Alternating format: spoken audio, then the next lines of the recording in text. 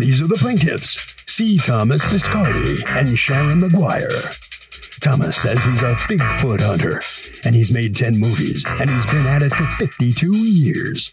He says he loaned the defendants $400 to make him a promotional video. They never got their act together, and they're here suing for the $400 they're now owed.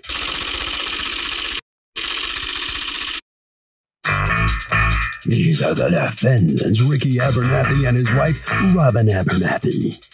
Ricky says they hired a cameraman and musicians for this promotional video, and if anyone's owed money today, it certainly isn't the plaintiffs. Besides, what kind of big-shot multimillionaire sues people for $400 anyway for a refund of his own project? They're accused of not getting the job done.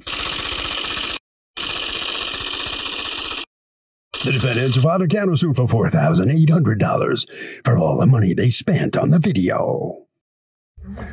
All parties, please raise your right hands. Welcome back to the People's Court. Next case in the docket, the plaintiffs say that they fronted money to the defendants for a promotional video. The defendants did not have their act together. Now the plaintiffs want a refund.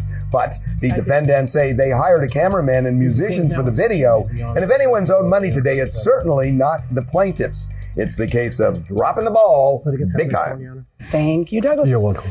All right. Mr. Biscardi and Ms. McGuire, you are suing Mr. and Mrs. Abernathy for $400 that you say they owe you and have not paid you. Talk to me. Who wants to tell me this story, Mr. Biscardi or Ms. McGuire? Who wants to speak first?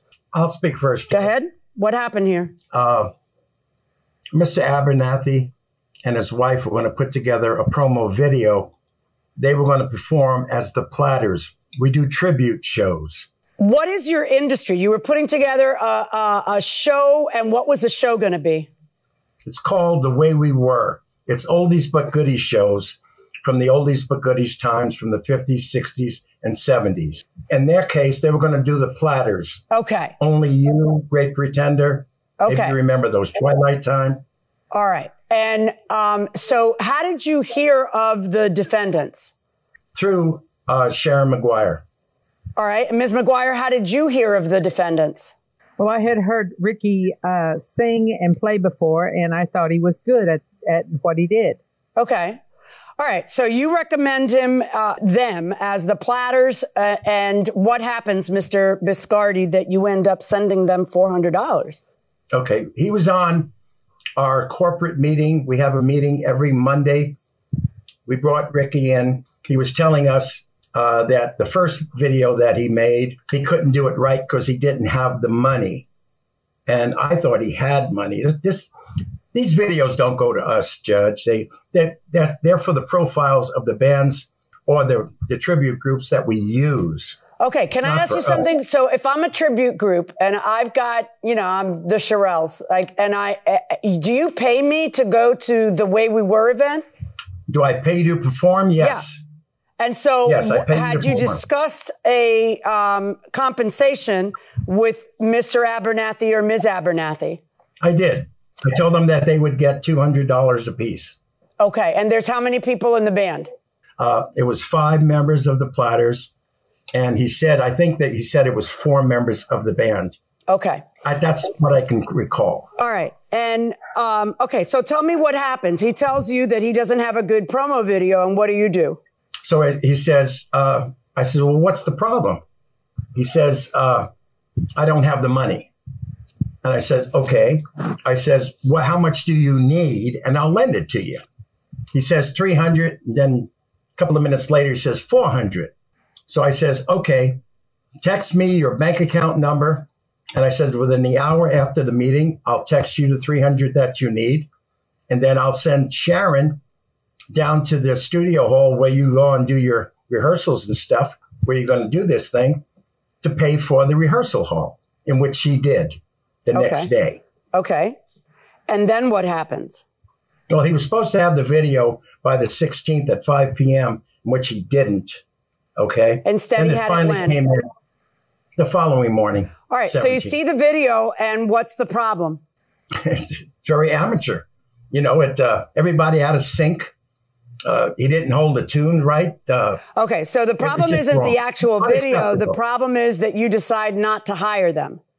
for based on the video that he sent us. That's correct. Based on the video he sent us, Judge. So the problem was the performance itself. And you decide not to hire them. And then you say, oh, by the way, where's my $400 I loaned you?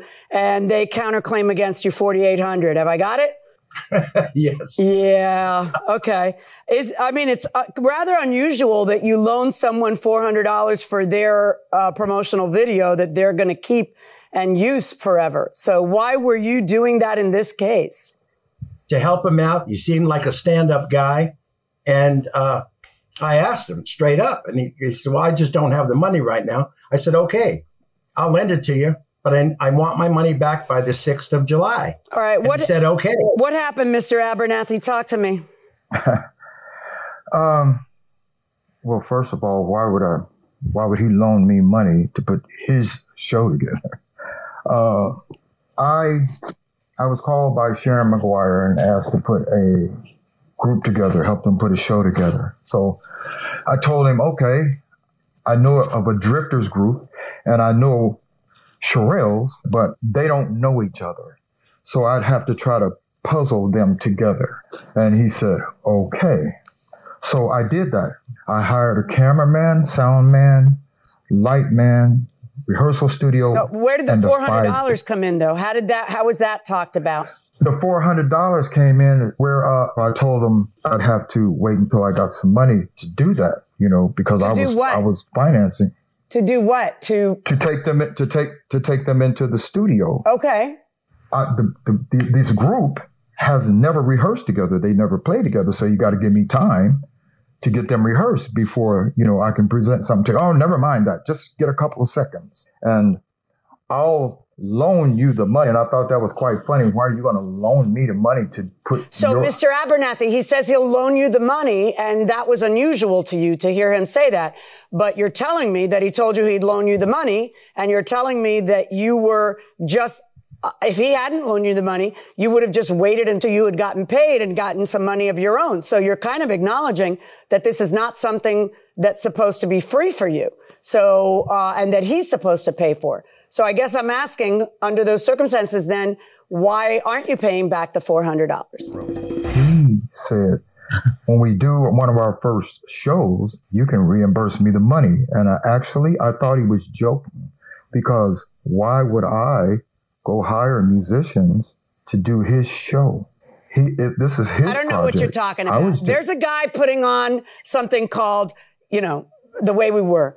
Exactly. Right. Exactly. And he says, are you interested in putting together a platters group?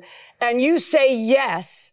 And then you go and put together a platters group. So I don't know what you're saying when you say, why would I put together a platters group for a show? Well, I don't know, but it sounds like that's exactly what you were doing. So the question is, who's supposed to pay for a promotional video for this group so that he can present it to whoever needs to approve it so that you can be the platters?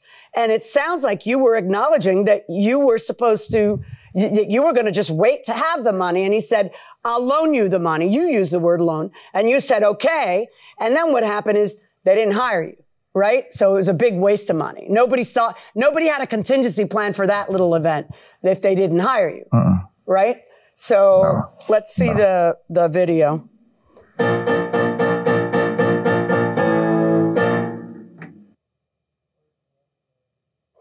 Okay, it clearly needs some work. Yes, he was off on some stuff. It's not the greatest of videos. The real problem is really this. There was no platters group. He's trying to put together a platters group. And according to you, you have a counterclaim now against him for $4,800 that you claim to have spent to put that video together. And I'm going to need you to convince me that you spent $4,800 to put the video together. Go ahead. Oh, God. Okay, Your Honor, I didn't just put that video together. I have a Sherrills group that I put together for him. I had a drifters group. He didn't show that. I took a group to the studio and paid them the band and the lights. 5 musicians, lights, and cameras. But here's my question. Why were you expending? First of all, I see that you haven't paid it. That's kind of unusual when you actually owe money. Well, actually, see, it's just like he said. I took him at his word. I figured he was a upstanding businessman. Yeah, but his word never included paying you $4,800. And I'm not sure you spent $4,800. No, there wasn't. Like I said, I just took it on my own to do it because I did want to be a part of what he was doing. Right. So it sounds to me that you have some business expenses in an effort to be part of what he's doing, and then it didn't work out. But what guarantee did you have that you would be reimbursed your expenses, including the $400? Well, him telling me that, he convinced me that, hey, I've been doing this for years. I have this, I can make this happen and I can make that happen. He told me about his horse ranches. I mean, you hadn't even put together the band yet. It's not like you were hired. You were putting together the band and it was going to take some work. Obviously, choreography was going to take some work and, so you didn't have the gig. And so you spent some money, including borrowing $400 to put together a video so you could get the gig. But now you're saying not only will I not pay back the loan of $400, but I also want $4,800 because you didn't end up hiring us and it was a big waste of my time. But who gets that? Like, people don't get that unless someone tells them, I need you to go do this and I will pay all your expenses. Well, that's a contract. But he never said that. You said, I gotta wait until I get some money in so that I can make my promotional video. And he says, no, we don't have time for that. What do you need? $400? I'll loan you the $400. And you use the word loan too. So of course you're going to pay him back the $400. But I'm not even sure, look, it's just the way the ball bounced. He hired someone else to do it. And it might have been great if it had all worked out, but that's a risk we take in business. A lot of things are being left out here. Like what? Where is the guarantee that you would be reimbursed $4,800? I'm trying to explain that to you, but you're explaining it to me. I was doing this on good faith. I don't know what that means. I don't enforce good faith. I enforce contracts. That means he has to. Borrow. So I was hoping I'd get the gig, Judge, and I didn't get the gig. That's not the law. The law is you do something because someone promised you money and then you don't get the money. And so you're suing to get the money. That's the law. So, but unless you tell me something that is a legal defense and that is a legal offense because you've got a counterclaim that you've got to prove, I don't see how he would be liable for it. All I was doing there is showing that I wasn't asking for anything because, as a matter of fact, I tried to reach him several times after he got that video. He never responded. He never answered my calls or anything because I wanted to know what would he like to be corrected. That group you saw, yes, they needed work because they had only practiced that for about an hour. So I was wondering why they were trying to critique it already. So I tried to call him and say, hey, those guys I told you, I just put them together. So that makes him impolite that he didn't call you back. And if I were you, I wouldn't do business with him.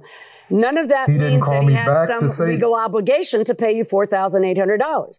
Nor does it excuse a $400 loan that you have called a loan yourself. Verdict for the plaintiff, $400 on the counterclaim, 0. Thank you, Your Honor. Talk to me, Mr. Abernathy. There's no point in coming on here. I mean, the judge just directed everything. I didn't borrow $400 from him. She wouldn't let me explain that. What I told him was, why do I owe you $400 and this is your show? You're sending money for me to rehearse a group for you. Why do I have to pay you back for your show? I didn't ask him to loan me money. He said, I'll loan you the money to do it. And I didn't respond because I told him, That's what he... why are you loaning me money to do your show? All right, let's see what the plaintiffs feel about this. Mr. Picardi, number one, were these people actually performing or were they lip syncing to the original recordings made by those artists? Oh, my God. Okay, now you understand why it wasn't acceptable. People even said that to me. They were performing, sir. They were. Okay. Yes. All right, sir. Well, you guys are going to get $400. So congratulations. You have prevailed. Thank you. Harvey? Okay, Doug, this was way too loosey-goosey. I mean, you've got to put specifics in a contract. Specifics on who does what, when they do it, and how much money changes hands. Did not happen here. Has anyone changed their testimony after swearing in? Like perhaps they had second thoughts about an untruth? Only every day. Only just about every case. Only just about at every case. Wow. Yeah, I think people see the whites of the judge's eyes, and then they're kind of... Everything becomes real. It becomes in real. A hurry. It's very easy to just talk garbage. It's kind of the same as social media where, you know, when you don't see somebody, you can say these incredibly hurtful things and be incredibly insensitive because there's no empathy. Right. But if I'm looking at you and I see the hurt in your eyes, I would be probably a lot more polite. It's the same thing in court. When you're taking it seriously because all of a sudden you're there and you've just been placed under oath and you have to say it, it's not as easy to talk. Not like talking to the police about something that happened. And then all of a sudden you're in court, your hand is up and, you know, you're in front of a jury or a judge, etc. It's good. It's yeah. And if you have a previous account, you know, it's never always exactly the same. Well, that's true too. That's a every witness. No witness who ever told the truth ever told it the same way twice. No, right. I mean, when you tell a story, that's how human beings are. Yeah, I mean, slight discrepancies. Right, and the question then for somebody like you, the trier of fact, is to figure out, are there material discrepancies that should cause you to discredit their testimony in whole or in part? Right.